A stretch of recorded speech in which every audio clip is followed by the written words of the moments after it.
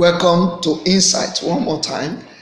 I like to remind you that we were talking about continuity, and in the last episode, there were several questions that I was answering that came up.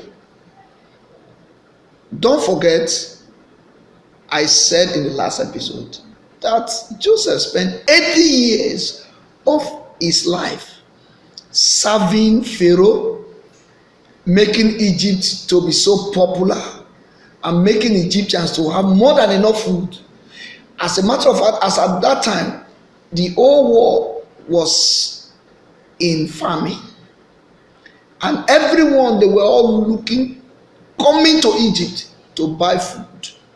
And so Joseph, by his wisdom, made Pharaoh so rich. Now this is how he did it. Even the Egyptians, they at a time, the Bible says money failed, money lost its value in Egypt. So they were now selling their houses for food, and Joseph will buy their houses and give it to Pharaoh. They sold their children so that they could feed, and all Egyptians by that act became the property of Pharaoh. So Joseph made Pharaoh so rich, so mighty, so great.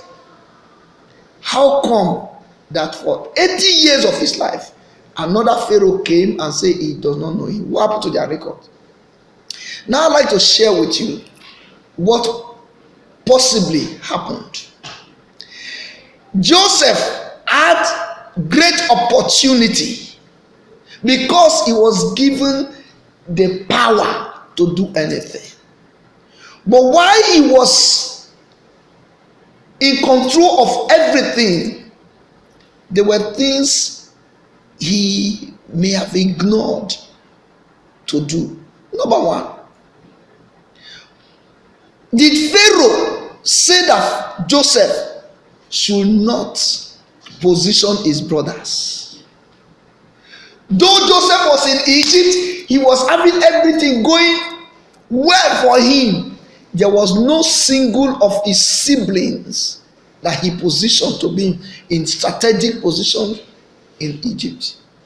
Pharaoh would not have queried him, because Pharaoh told him, everything you do is fine, it's only in my throne that I don't have. Now sometimes we think that where we are, what we are enjoying, the position we are enjoying, will be there forever. And sometimes some persons feel that I should be the only champion, and they feel cool, they feel good, they feel excited when people come only to lick their boots and get things from them.